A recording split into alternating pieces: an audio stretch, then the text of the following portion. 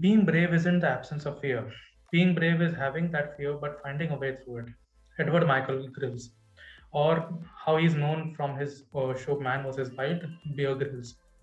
So the topic of today's podcast is product management and how to pivot your career from software engineering or even any other stream of data to product management, and how product management as an industry is functioning today.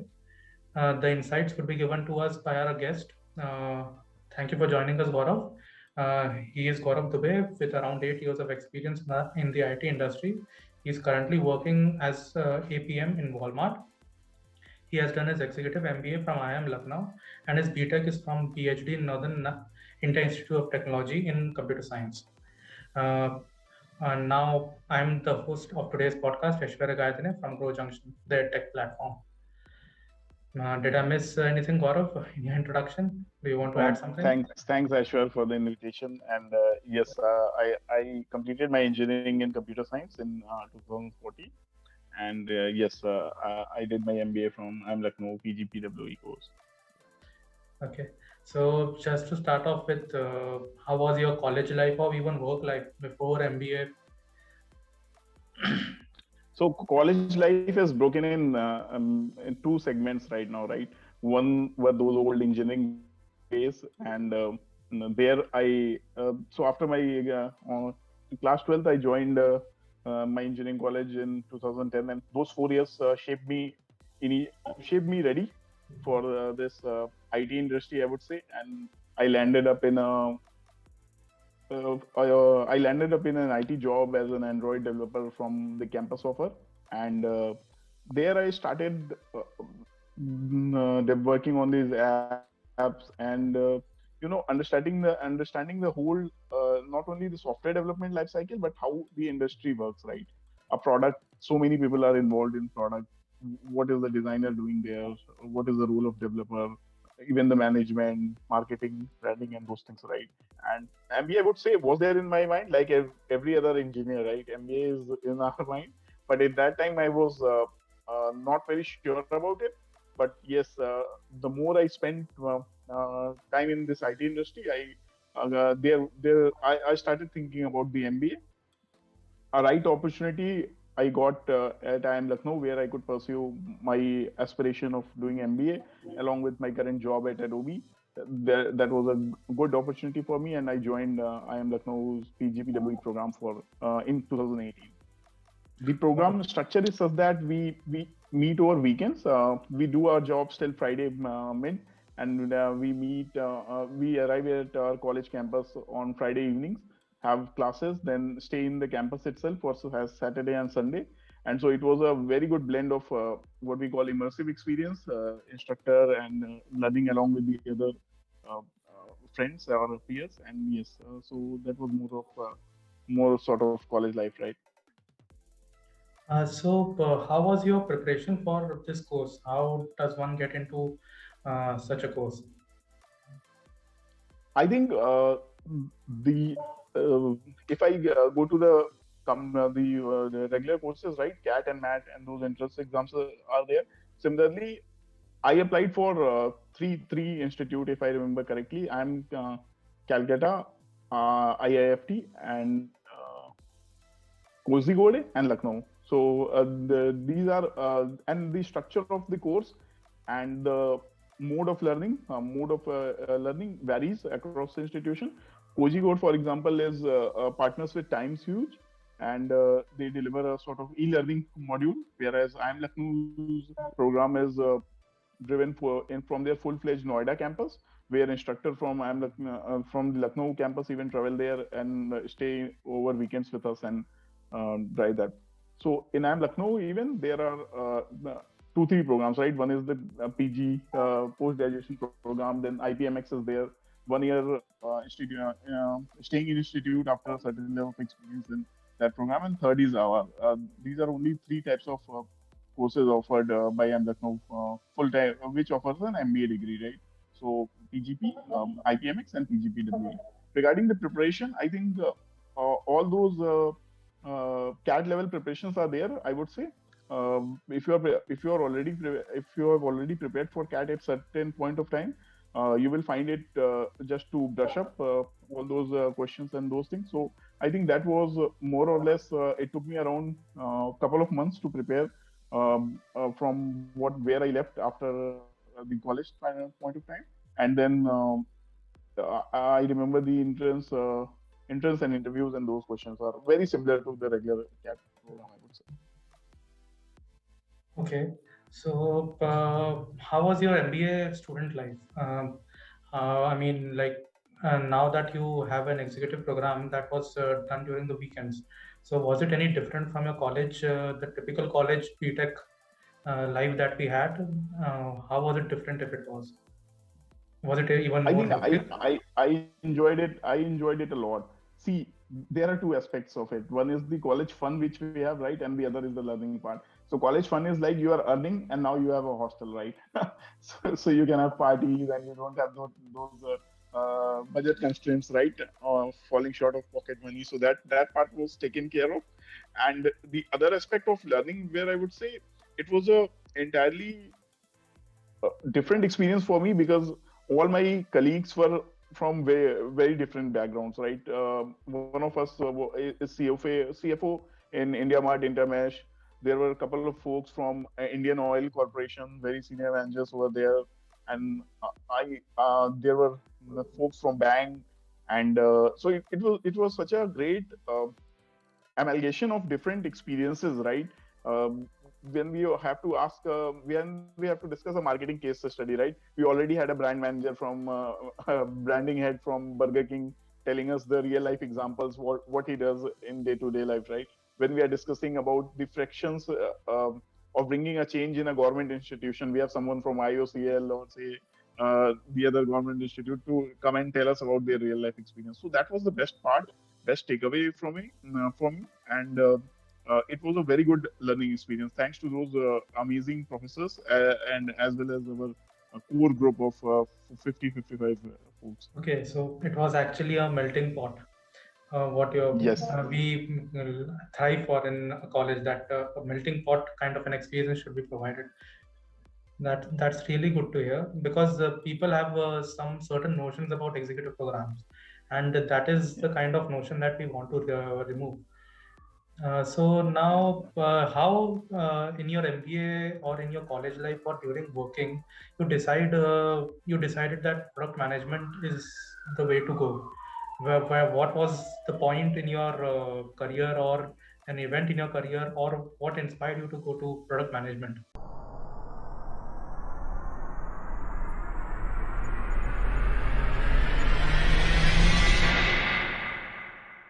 I will divide it into two parts. One is at certain point in time, when you are working in any industry or a role, you realize certain part of your job which you like and certain part of job which you don't like that much, right? Or there are certain things which excites you more to go to office every day, right?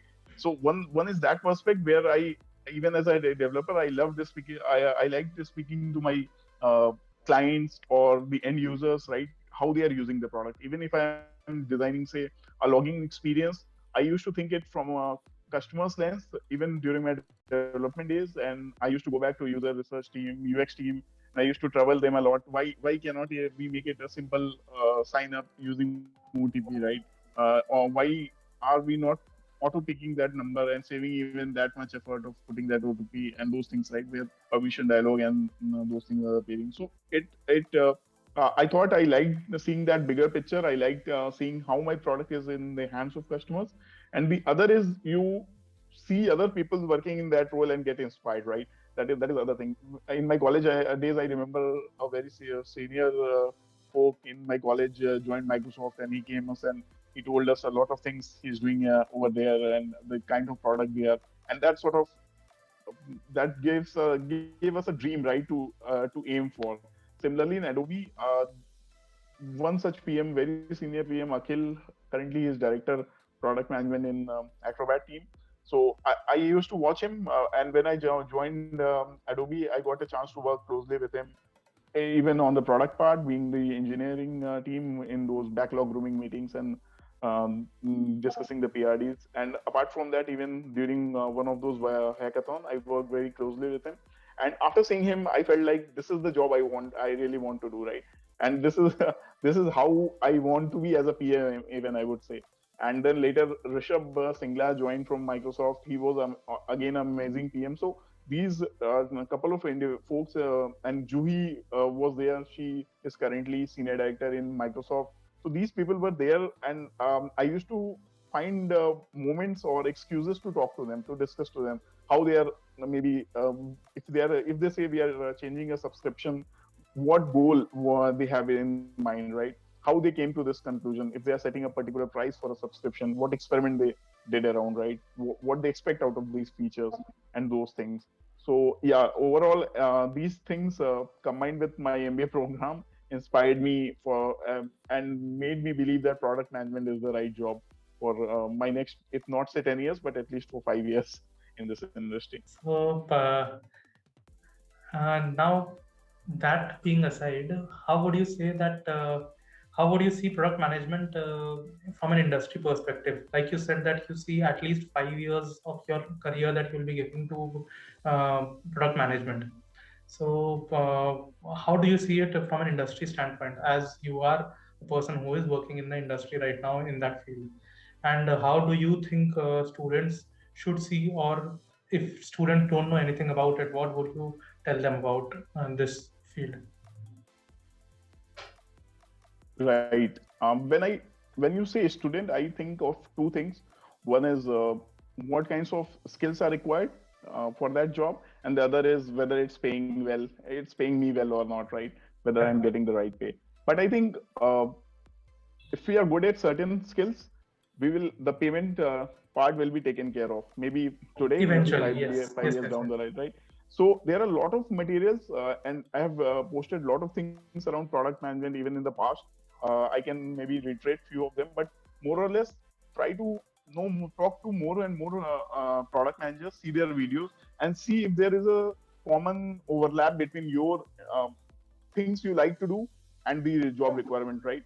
So product management overall is a very, what we say, interdisciplinary role that combines strategy, design, leadership, right, marketing, branding, and you interact with a lot of folks leading without authority, we say, right? So it's very easy to say but very hard to practice, right? How will you lead someone without an authority, right? If you have authority, even Exactly. it becomes difficult to lead someone, right? So leading without authority, in short sales, it means that you have those answers to convince someone to do those things for you, right? Be it through data, or be through some logical reasoning behind that, right? Why you are doing a certain things, or why you are not doing a certain things. Even as a PM, you will meet, and we as engineers have lots of ideas, right? And many a times you get a lot of feature requests and those things. So as a PM, you have to sit and try to keep asking that why that feature is needed, what is the actual ask of the customer, what he's trying to do, right? So if you like those things, these are the few small hints which you can maybe try to relate with your own skill set. Do you like working in solo, or you like collaborating with a lot of people, right? Can you convince someone with data point? Are you good at it, or can you master that art in some time, or you like to be involved in the technical aspects of the thing, right? So more or less, these few people are given by nature are like to be instructed, right? They want a clarity of things in which they don't want ambiguity, right? Whereas product manager's job is full of ambiguity, full of surprises, right? You never know. At many times we never know what the right answer is. We try to and the frameworks and those things eventually help you to narrow that down. But yes, it's a lot of time you have to take decisions based on strategic thinking, breaking down problems and those things, right? And when we come to the pay part, if I'm correct, according to Glassdoor, PM is among the top five uh, jobs in demand for I'm sure about 2020 and 2021. It was ranked fourth in 2020 and ranked third in 2021. So the Glassdoor Correct. So, just wanted to ask that how do you see product management going forward as an industry, from an industry perspective specifically? Do you see it will be ever changing how digitization or even COVID is affecting it? Why am I asking this? Because our viewers might be of an age group that 4 years, 5 years down the line, they might need or they might feel the necessity to know where this field would be going. It's because it is such a new field. It is not a typical field that has been established and will stay there as long as management is there. So that is the reason why this question is being asked.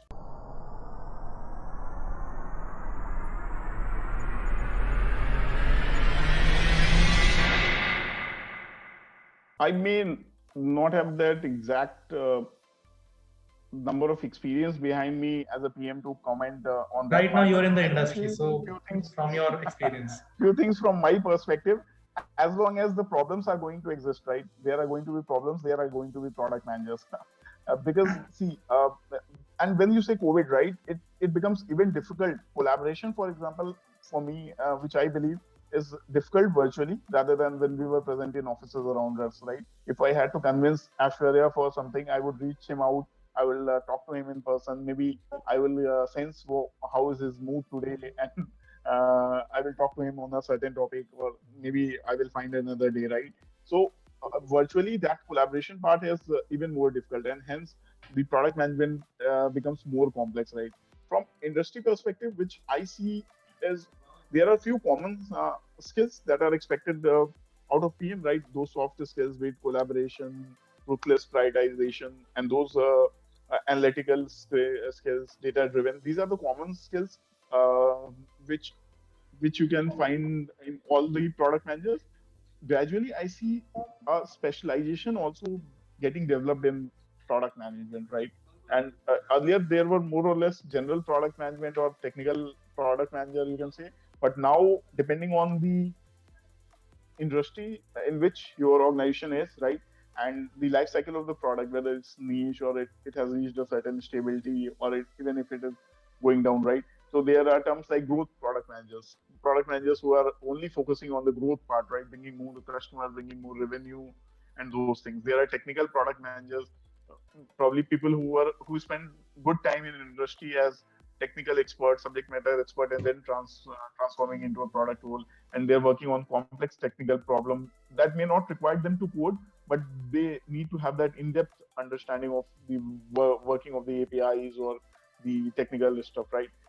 You will hear a term as platform product manager. There also people are thinking developing a platform that can be used by others, and they need to have that understanding how it is going to be extended and those things. So over the time, I would say next 4 5 years, along with product management, I see this individual expertise also getting added, and I see the profiles getting modified this way. So, Gaurav, how do you feel in your experience that you have? Uh, how do you feel about MBA students, the average MBA student, how much prepared they are for the industry? Are they industry ready? Would you call, or is there a lacking that you find? Even you can call from your own experience with your peers, without your peers, maybe your colleagues, maybe the fresh intake that we are having right, you must be having right now, whatever experience uh, in totality. Yes, I think uh, it's a tricky question, I would say, and I often get asked if is MBA required for PM for PM role, right? But that applies to any degree. I feel the industry is moving towards more skill based, and gradually we will see the going away with sort of degrees and more focus on the right skills. But again, given the demand and supply thing, right? Uh, how how how will someone figure out if an individual has that minimum skills or not, right? Either through those certification or these MBA course program. So for any course, even if someone is from engineering background and trying to come up into product management, or an MBA graduate, right, trying to aspire, or any other job, right? It is more that you while you are enrolled in your course, reading your subjects, try to relate it with the industry jobs or the industry job functions, right? And that's where I think even someone who has slightly some prior experience working in the industry, maybe 1 or 2 years, or doing that internship part during that MBA helps, right? when you go inside the office and you feel how the actual product is being developed, right? So those are gradually over the time you need to learn about those skills that are in demand in market and try to learn them along with the MBA. Merely your MBA may not help you over there to get land in a job in say next 5 years or 4 years. But yes, having an MBA is a big advantage. I can say, in my own case, when I was an engineer, I used to work on the product, but and we used to hear those terms, right? Brand, marketing, right Yes, market yes, fit. yes, yes. We used to think it of a fancy word, right? Market fit. What is a market fit? Why don't we build something that works for everyone? Why we want to help a particular problem on solve it for household only, right? These are the answers I think most of the MBA folks will have at certain point of time, given the nature of the course, right? They learn the marketing aspect of the thing, branding, finance, right? And even if someone is looking for an expertise job in a finance domain and someone does an MBA in finance, he will have all those account receivables, all those thought process cleared, right? Bill balance sheet and those terminologies. So I think degree, your course is an advantage. Use your brand, whatever it is, right? Use your brand, your course, and get the right skills needed for that job. Merely any one of those will not help, but you need to have a good combination of all these things. Gaurav, talking about skills, and there was a point that you touched upon that students need to upskill themselves. They Yes. need to have the skills because our industry is being a little bit more skill driven as opposed to its current trends, at least pre-COVID trends. So, would you suggest that having a mentor or having mentorship programs in colleges or even having a mentor while you were doing your MBA would have helped you a little bit more? Even though I consider that kind of peers that you had, they might have been pseudo mentors for you already. See, if you remove mentors from my life, I am not sure where I would have landed. So, and even if I remove my MBA folks, right, they have helped me immensely. Even if I remove them, and I only include the LinkedIn PM community that has helped me, right, it has been huge. The impact has been huge in my life. See, what happens is getting the right if you get the right mentor to help you, half of your problem is solved because from his or their experience they can share their insights, right? You can avoid the mistakes which they did early on in their career, right? They can and it's not sometimes it's not about okay, so I will just bring in one more incident. I when once I became PM in Walmart, right, I started doing this weekend exercise where I opened my calendar slot for 2-3 hours and I talked to these any student who is a PM aspirant mostly, or even I'm open to someone looking to change from automation to dev role or dev to automation or dev to PM tools. What I feel is most of them, or I can say out of my cohort of 30-40 folks I have talked to, almost 70-80% of them lack someone who is just there to tell them that go attempt it, you will succeed. Just they need that push and someone else believing in their abilities more than them. So that's what it does, right? That fear, when you know someone has achieved something already, you get that positive feeling that you can also achieve that, right? And that's a maybe that's a true human behavior as well. When first airplane was made, then the dreams of jet got inspired, right? Then some first bicycle was made, then future motorcycle were derived out of it. Similarly, Feedback loop. when you see yeah, when you see that evolution, right? When you meet someone in Adobe and say he tells you that he uses Git and those tools and he codes like that, he uses this design pattern, and if you find even 2-3 things which you also know, you feel confident, right? You now only I'm 2-3 skills away. There are 10 things he's talking about and I already know 5 of them. And they can even and employee referral is very much appreciated in most of the good organizations. So if you have a strong network, good mentors, they can help you reach out to right opportunities, right? Maybe after that it's your skills and your interview, but getting that right opportunity, even the mentors can help me. So I have all kind of mentors. In my early days there were mentors who asked me that you are made for bigger things, please go and attempt them. I had no idea about then what they are talking about, or even where I will. But those folks, they passed on that positive feeling that they have more belief in my abilities than even I had at that time, right? And even in PM job, Amit, for example, Amit and Lokesh, two folks, I keep bringing their names every time I talk about my product management journey. Amit Kumar Singh is a business head, 99acres.com, veteran in product management space, 15, 16 years of experience. And I used to reach out to him like a student reaches out to his tuition teacher, right? Very basic, lame questions, even regarding resume and those things. And that kind mentor helped me a lot. Similarly with Lokesh Gupta, he is also close to 2 decades in this industry and runs his own platform producthood. Before that, he was PM in a lot of good organizations. And these two folks helped me immensely. They spoon fed me for initial few weeks. And the right vendors does not provide you everything, right? They just guide you and they wait for your response. When you respond back, then they guide you further and then they wait for your response. So thanks to mentors that I ended up getting my dream role probably. That's very nice to hear. Gaurav, what would you say that? See, you talked about interviews. So, what are your take on do's and don'ts of interviews, especially if our viewers are going through CAT GDPR right now, and even not just our viewers who are giving CAT, our viewers that might be also going through interviews for their jobs. What would you suggest? Any small pointers for them, how they could be better at their interviews?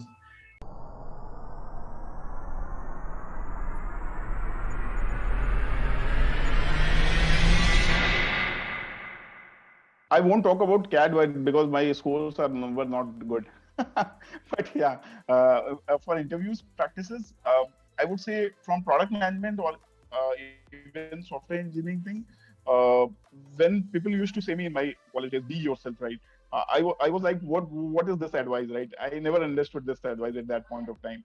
But now I understand being yourself is bring out your own version in front of your interviewer, right? There are 60 folks who appeared before you, and if he asked what are your hobbies, and all each of them have said, say, reading books and those things. Can you talk about few other anecdotes from your life, right? Can you tell them more something social service you did, right? Bring a new version of your story around it, and don't try to act like someone else because he succeeded, because that formula may not work for you, right? Every individual is unique, and what works for you in that particular interview, you'd never know until you have cleared it, right? So if you stay honest to your own version, you behave in the way consistently, because the interviewer have been judging candidates for say last 4 5 years, or even there are very senior interviews as well, right? So if you are not being your true self, you will be inconsistent. You will answer something in true sense. You may answer other side on the first question, and you may end up talking exactly opposite. And more interviews are getting behavioral driven, right? They will throw up to you situations like the lowest point in your life, right? Be genuine, speak Correct. about those points. Maybe that's what he or she is trying to figure out, right? How when you are thrown in those uncertain situations, how you react. Or maybe at that time, if you did not react, do you understand your mistakes now, and are you ready for your next such challenge, right? So being your own self is similarly for resume and remove anything which you feel is not reflecting you in the right manner which you want, right? Resume is your true copy, your newspaper advertisement about yourself, right? So don't copy it from anywhere else. Just put a plain structure. You can obviously aspire. There are certain things in resume which people are looking for: your college, your education, your contact detail, right? But the version, try to bring it out of your own. Yeah. Right. Gaurav, how do you see COVID has affected the industry? Right now, you are working at Walmart. So, are you at liberty to say how COVID has changed Walmart? We don't need the finer details, but from an industry standpoint, from a bird's eye view, I would say. Yeah, I think we are still figuring out the exact impact, right? Everyone, I would not say in terms of my current employer, but everyone is still trying to figure out how much it has impacted, COVID has impacted. For me, it has been a black swan event. Few things are never going to be the same as it was before COVID, right? Maybe our way of payment, maybe our way of attending these online meets, right? Weekend meets we used to have, or annual meets, right? Few things like remote work. For few organizations, it might be a permanent solution to their current hiring problems, right? They are not getting good resources in, say, a city like Bangalore. Now they can hire even remotely and offer that job. So, and uh, even the customers, earlier, going digital was a choice, whether you want to or you don't want to. But nowadays, businesses have to go through that digital transformation journey. You cannot work, and you cannot predict, right? This has made industry even. um it has sort of created an alert, right? Even if something happens in future, we have to be ready for certain these things, right? So, and when we say Walmart or retail industry, how we are making our purchase decisions, or even if we discuss between Ashwarya and Gaurav, how much orders now we are placing online, right? For say groceries, how many things have we moved to online? Maybe medicine delivery, tests. Test, for example, I never had a test online, booked online before COVID, right? And all my tests are online now after COVID, right? So these changes have changed forever. I may not go back to those going back to lab again. There is a expectation, new expectation in that industry itself.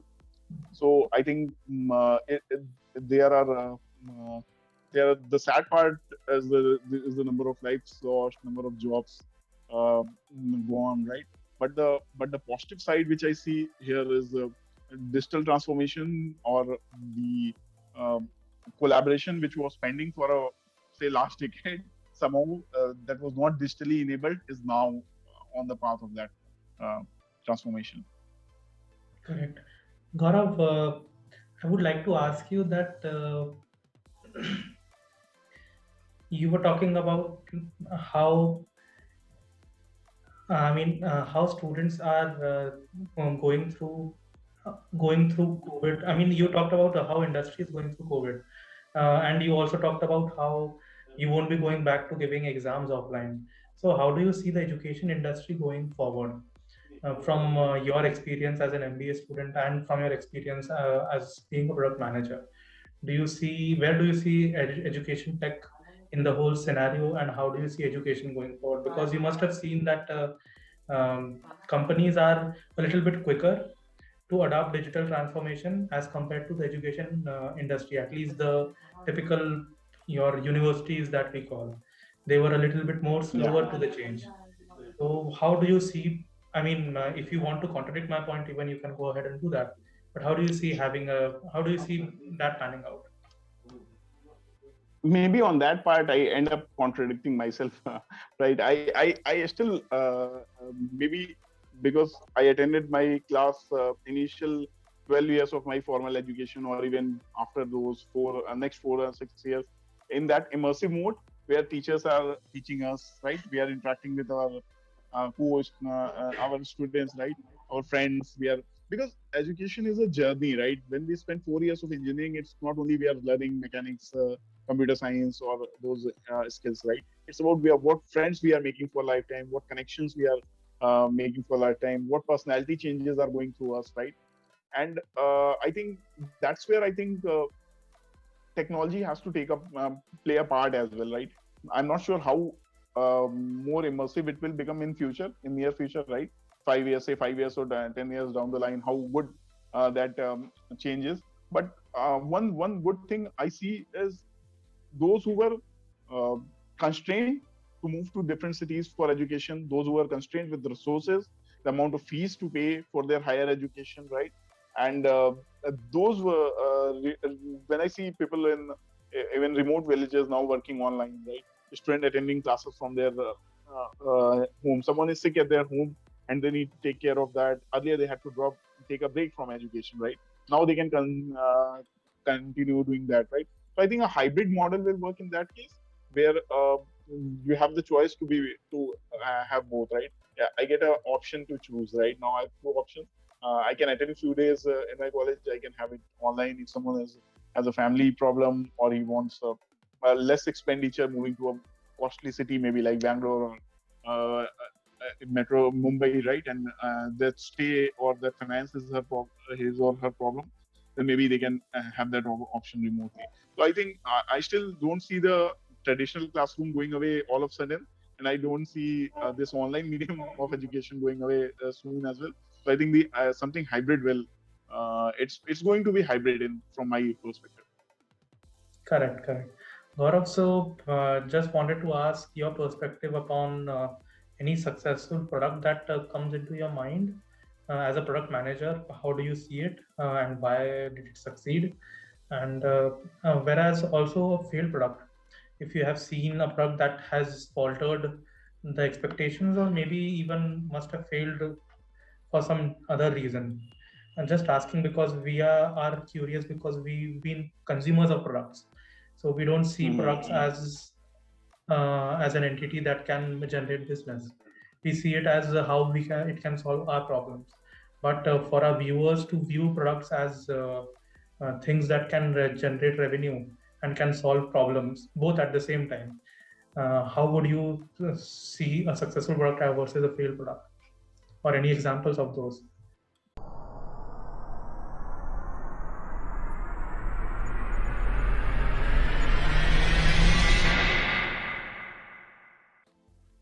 Yeah, I think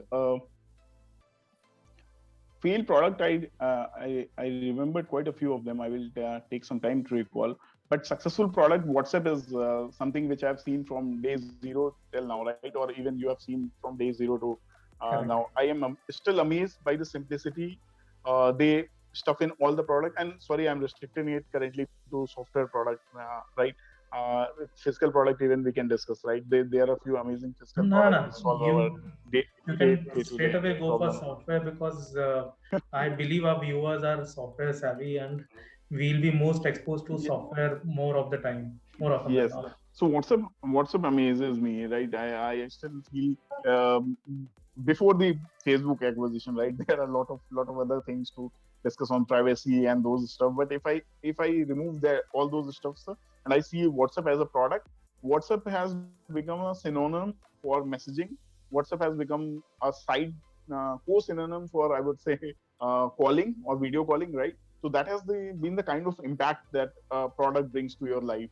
I remember early days of internet, how the calling used to be, or still, if you want to voice call a friend sitting in US, right, it will still charge quite heavy on your mobile bills, right? But with WhatsApp now, you need an internet connection, and you can rely on their network for a seamless call or a video call, right? So that changed our life as well, and the it has billion users. What else, right? You put they want to promote anything, they put it in their status, such as their impact of their status column that they use it for their own. And few products like that, everyone which becomes synonym over time, right? Photoshop, for example, Adobe legacy product, right? What do you say when you ask someone to edit your image, right? Do Photoshop it, right? So that was one such product. And what else? Paytm, for example. We use it occasionally for send online money. We use the word Paytm, right? Paytm kar de, send me the money. Paytm, send me money over Paytm. So these are the few products. I remember a few interesting cases for few products which were way ahead of their time, because you will get a lot of case studies around the product which failed due to design implementation, right? Or maybe not targeting the right market fit. There are few examples where products reinvented themselves and become the top sellers. I'm not sure whether Caterpillar was that company who was which was earlier into some other business and then eventually landed up in building material, building tools and that product. So I like those products, right, which failed earlier. They reinvented and they came back. They came back strongly and did the business. I think Pulsar is one such example where Bajaj Pulsar, the physical bike, motorbike, right, where the owners did they hired some good consulting firms to analyze that product, whether it will be a right fit, whether that will succeed or not. And I think the results were negative, but the co-founders, with their gut feeling, went forward and launch that product, and we all see that. One product which failed because of execution, and I feel sad about, is I believe Tata Nano, right? The vision behind the project, and I'm Ratan Tata fan like every other Indian, right? So the vision behind that project was beautiful, I would say, to enable the household to have that luxury of a car in 1 lakh rupees. The vision was beautiful. I think the execution somehow, maybe we could have done better with the taxes part, or the product was not, it was not a well finished product, right? But I like the vision, but that I would put in the category of failed product when I don't see the number of nanos in market, right? It is due to and different reasons, technical, less superior technically and those things. But yeah, I like that vision, but it's a failed product. So, Correct. And even I would like to add that with Tata Nano, they forgot the luxury part, because at that time car was a luxury, and they didn't focus on yes, luxury. It was so minimalistic that nobody wanted to buy it. And then with the advent of easy loans, people could buy a 3 lakh rupee Alto or yes, 800. yes. So people conveniently moved on to that platform instead of going with a 1 lakh rupee car. Correct. Interesting. That's why I point out the execution or implementation part, right? That was wrong, but the thought behind it was very noble, right? Very noble, yes, very noble. And it had a very unorthodox design and an engine layout. And Yes, talking yes. about another field product, I remember you were talking about WhatsApp, and I remember that before WhatsApp, before video calling, we used to use Skype, and it was Skype, such an yeah, old yeah. product. It was such an old product, but Yes, WhatsApp came along and yes. Zoom came along, and nobody asks Skype today. So, and Yes, I it's think Microsoft that's Teams now. that. These are they are. However, they are coming back. I see them. Exactly. Microsoft being putting effort, right? But Microsoft Teams. Teams that is with Skype yeah. backend, if I'm not Yes, wrong. yes, yes, yes, yes. So Skype doing that. BlackBerry is a classic example, right, of being a market leader and suddenly going away. Nokia in Indian market. I remember my childhood. Nokia was having, I think, majority of the market, right? Market share in that point. So that also tells us a story that it's very important to evolve, right? You cannot see the futures 10 years down the line or 20 years down the line, but it's important that you understand, you respond to those market changes, right? If something is done manually, system some app is having cash on delivery, it's a time now. You have to that more UPI payment and those things, right? So react to the changes in your environment. I would say these are environmental changes, and the product also need to evolve over time.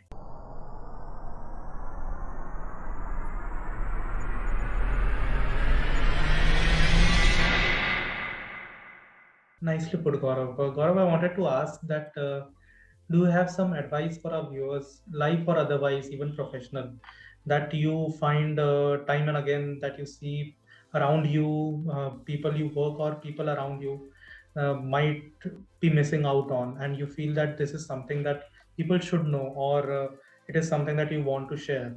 Then please go ahead. I think a few. I will not say advice I want to give. Advices which I got and I would like to pass on. Right. Few notable ones are investing in ourselves. Right. When we start earning, one of my friend advised me in my early days is put 10% back. Whatever you earn, put 10% back to improve yourself, to create a better version of your own self, right?